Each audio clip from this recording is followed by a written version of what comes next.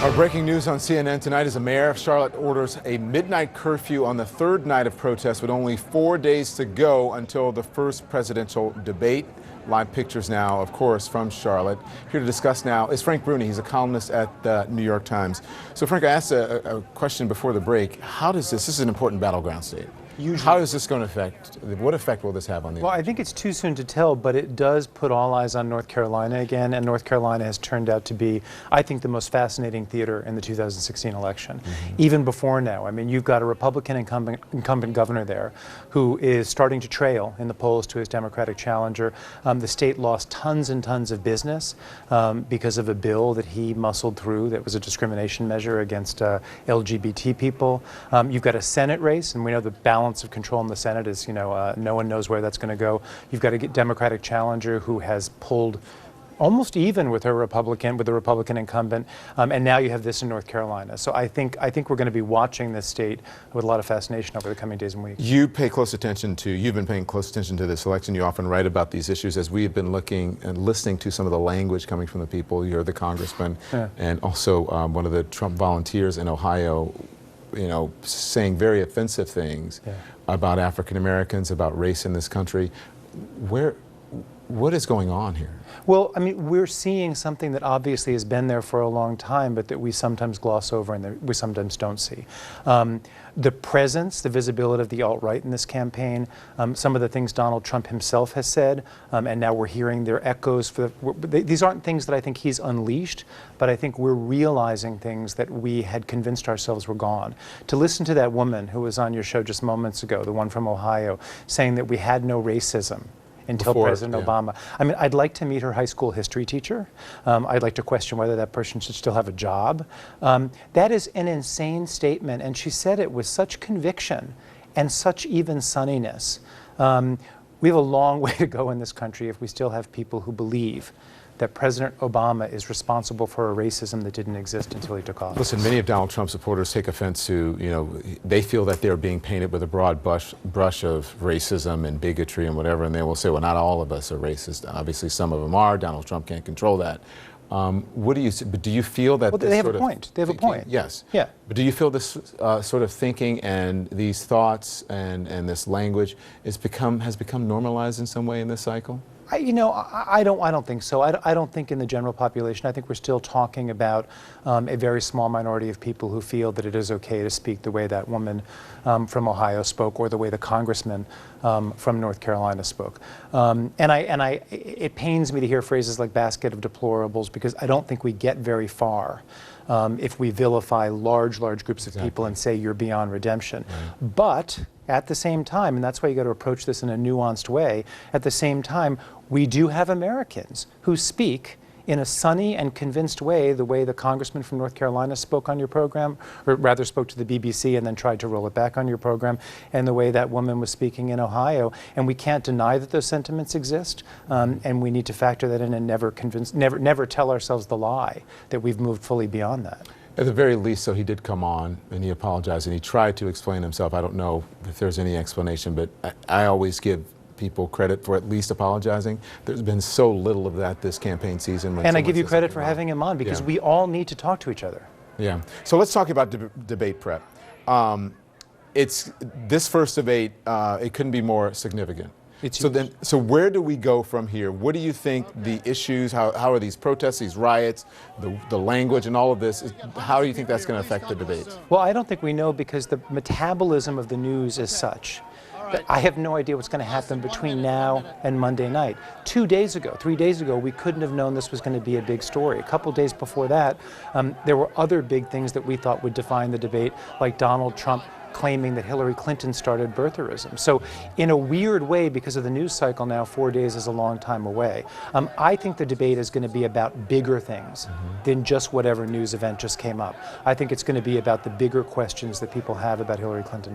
But aren't those moments always important? Because I think Donald Trump is probably really good at it, and Roger Ailes is now advising him, because Roger Ailes is the one who gave Ronald Reagan the line, I won't exploit my opponent's youth and inexperience. I am sure a lot of people are whispering in Donald Trump's ear and in Hillary Clinton's ear. But I think Donald Trump's challenge in this debate is not so much how he talks about any specific news event, it's whether he can appear at long last presidential to those Americans who are in the middle and are unconvinced that he's a safe bet. Frank Bruni, always a pleasure. Thanks. Thank you so much. I appreciate it. This is CNN Breaking News. It is the top of the hour, and all eyes are on the city of Charlotte tonight on a third night of protests over a fatal police shooting. This is CNN Tonight. I'm Don Lemon. As you can see, our reporters are getting ready to report from the ground there. There's CNN's Brian Todd. We'll get to him in just moments. The mayor ordering a midnight curfew in hopes of keeping her city calm. But the protests over the fatal shooting, police shooting of Keith Lamont Scott, show no signs of ending right now. And again, a curfew in less than an hour, just about an hour from now. So why don't we get straight to CNN's Brian Todd, who has been covering this for us all evening. He's on the ground there. He has been walking right in the midst of the protesters. What's happening now, Brian? Well, Don, this crowd of hundreds of protesters just joined with a smaller crowd of protesters and came up here on College Street. And they all took a knee a moment ago in symbolism here. It was quite a scene just a moment ago. I think we were capturing it live with the cameras, but now they're up and on the move again. Now, I was told a moment ago by one of the protesters that a lot of these people were down by the interstate, near where our Ed Lavandera is, where they had some confrontations with the police down there. Not all these people were there, but some of them were there. Yes, and we've got people taking a knee again over here. Check out the visual that you've got here. I'm not sure exactly what they're saying. Let me see if I can move in here with my microphone a second, Don. We're making a statement around the world. Okay, excuse me. Everybody take a knee. Listen, they thought we was going to destroy our city. They thought we was going to destroy our city. We're bringing each other together. We got to bring each other together. My brother. Hey, my brother, hold up, my brother. And don't start by just today. It gotta go for tomorrow. Well, Don, what I can tell you also is, as this man is delivering his message to hundreds of people who are taking a knee in front of him here, I can look around, and the police presence is really very light so far. Now, a couple of other officers have moved on into this intersection. Right now, we've got mostly bicycle policemen kind of ringing this crowd here. We've got some National Guardsmen to my left, not many of them. But right now, Don, while this big gathering is happening here at the corner of College Street and Trade Street, the police are kind of hanging back and letting them deliver their message. I want you to stand by, Brian. Again, as Brian has been reporting here, these protesters are taking a knee like the several professional athletes have been doing so after Colin Kaepernick did it and received so much criticism for it. Of course, Colin Kaepernick on the cover now of a major magazine, which will be released, I believe, sometime this week.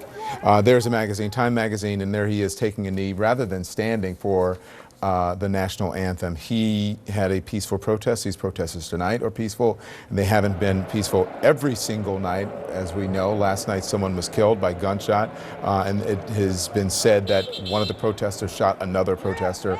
And then the night before, more than a dozen police officers were injured in skirmishes there on the streets of Charlotte. Again, our Brian Todd is out on the street. He has been reporting now. And I want to get to CNN's Ed Lavandera as well. Ed has been there. And Ed, before I get to you, I just want to read to you as we see these. Let's listen in to hear, see what's happening before we go to Ed. Let me get the megaphone. Let me get the megaphone, bro. All right, now you know, we tired of this shit, right? Let them know. Now, I love peace, right? But guess what? We've only been beat down by a system that don't care about us. Huh? Why shouldn't we? Why is it that they always got to come? They got the National Guard ready to shoot us. They're ready to kill us. Huh? They're ready to kill us and shoot us and box us in. Now, if you notice, that Okay. ass police chief So here's what you can obviously surmise what's going on just from listening. They're upset, but from what they say, the treatment by police, and also for the shooting of this man 2 days ago in Charlotte. They said the National Guard is there, and they believe the National Guard is there, in his estimation, they said, to kill them. But it's there. The National Guard is there to keep watch and to keep the streets safe, and actually to keep them safe as well. But here's what's happening. In less than an hour, you guys should know that there has been a curfew that has been signed, an order enacting a mandatory curfew in the city. And it has been signed by the mayor, Jennifer Roberts. And then shortly after that, the mayor released another statement saying that this curfew is going to be in effect each day until the end of the state of emergency is declared or until the official proclamation is revoked. Now, it's also interesting if you hear the language that you're hearing. Again, I've been warning you in every broadcast that this is what happens on the street when you have people who are upset and who are angry, and you have this size of a crowd. We can't control their language, so if you're sensitive to that, I would suggest that you get folks out of the room, young people as well. This is real life. This is what happens, and that's how people speak. CNN's Ed Lavandera now joining us. Ed, you were one of the people who were there last night, got caught up in the skirmish, was actually pushed, I would say assaulted by someone on the street. What are you witnessing now? Well, Don, when we talked to you a little while ago, we showing you dozens of riot police officers moving onto Interstate 277, just next to, across the interstate from the Panthers football stadium. This is the line of officers. This is one that has cleared the bridge over that interstate. There's another line that has closed off the on-ramps onto that. So all of those people that we showed you a short while ago have been pushed off of the interstate. They did fire what appeared to be rubber bullets at the crowd. I did not see any tear gas deployed, although there was something in the air that did make us choke and cough a little bit, so I'm not exactly clear what that was. And then they moved in through, banging with their batons on their shields, and the crowd quickly responded to that, running back up onto the hills overlooking the interstate and getting off of that. And really the crowd has been sent in many different directions. Kind of the crowd was almost divided in half. One group ran up the embankment on the other side of the interstate, others came up this way. So I'm not exactly sure what is going to happen now to this march. A couple of the officers were imploring the group to keep moving. It seems like the police officers here on the streets of downtown Charlotte are happy and content as long as the march keeps moving. It's when it slows down and congregates in one place that I think that they anticipate is when trouble can erupt. So what we heard several times from some of the officers here imploring the people to keep the march moving, and it seems as long as that is happening, these officers are content. But as you know, we've talked a little bit about approaching that midnight hour and just how many of these people are going to be willing to voluntarily get off of the street, or will they be forcibly removed at that point? We just don't know. Hey, Ed, let's go back through this again. You said if you can take us through what happened, but have you seen any? Well, they're shaking hands. Let's listen into this. Stand by, Ed.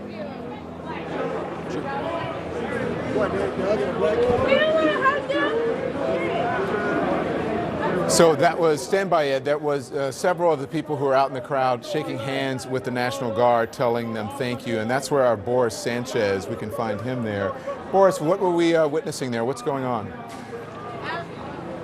So Don, back at the Omni Hotel, there was a large crowd of people. They were gathered there, and they were, shouting slogans and doing the usual. And then they decided to start moving. They started moving in a direction they hadn't gone before, going further down this side of the street. And on the way there, we saw several National Guard people that were posted up outside the entrance to this building, and we've seen them all across town. The people that walked by them, several of them stopped to give them handshakes and to say thank you for keeping our city safe and keeping things under control. It's something that we've seen throughout the night, these signs of respect between some of the more peaceful protesters and the law enforcement officials that are out here. As we were watching that, I heard somebody yell, "We don't want to hug them. We don't love them." In other words, there's this division within this crowd. There are people that are demonstrating peacefully and that are hoping to keep the peace and a mutual respect with law enforcement. And then there are people that are really just angry and trying to express that anger. As we keep moving down the street here, I wanted to repeat what I told you earlier, Don. I heard from some people who said, we have to get out of here at midnight. And then other people said they didn't know that there was a curfew. At this point, thanks to social media, I'm sure they at least have some awareness. But I'm not sure that this crowd is going to disperse right at midnight. Right now, it looks like we're walking toward an area where there are some police officers. They just arrived in in a small mobile vehicle, and I can't tell exactly from where I am, but it does not appear like they're making a barrier. It looks like they're going to let the crowd keep walking in that direction. They're chanting, "Hands up, don't shoot." And it is a sizable crowd. I can tell you from what I've seen today, it is less concentrated than it was yesterday. Well, there are certainly more people in this crowd than there was last night, Don. As we look at this and we listen to them, Boris, chanting "Hands up, don't shoot." Number one, have you witnessed any arrests or any real signs of violence this evening? And number two, talk to us about the diversity of that crowd, because it's not just young African Americans. It appears to be a very diverse group. You're absolutely right, Don. It is young, old, black, white, Latino, Asian. This is a very, very diverse crowd. There were people that I heard them that had very, very different viewpoints on what should happen next in this investigation and with this demonstration itself. But at the end of the day, they, spoke about it peacefully. Other people were not quite as peaceful. I've heard, when we last spoke to you about an hour or so ago, there were people that were making threats at us as we were doing our report in the crowd. So there are people that are still, as I said before, not thrilled that the media is here, not thrilled that this situation has kind of unfolded in their community, and they want to voice their unhappiness and their distrust, again, not just with police, but with the media as well. So as we keep walking down the street here, it looks like we're heading in a westerly direction now, and in front of us there are a group of police officers on their bicycles, and they've kind of been with this crowd since we left that intersection at the Omni Hotel earlier. It looks like a train is actually, I'm not sure if it's a train that's stopping, but there's definitely something that's not letting people pass. Well, obviously that train is there, but it looked like there was a railroad sign behind that. So we're not really sure where they're going to go after this time, but they're now stopping and chanting again. All right, Boris, I want you to stand by. Brian, stand by as well as our Ed Lavendera. If we can just put them up on the screen, I just want to show my panelists here ready to discuss this. Bakari Sellers, Dimitri Roberts, Cedric Alexander, and Jeff Rorda. There they are. They're watching this very closely. Those are my law enforcement and political experts. We're going to discuss what's going on and what happens after this curfew goes into effect at midnight. Bakari Sellers is actually there on the street. We'll be right back right after this very quick break.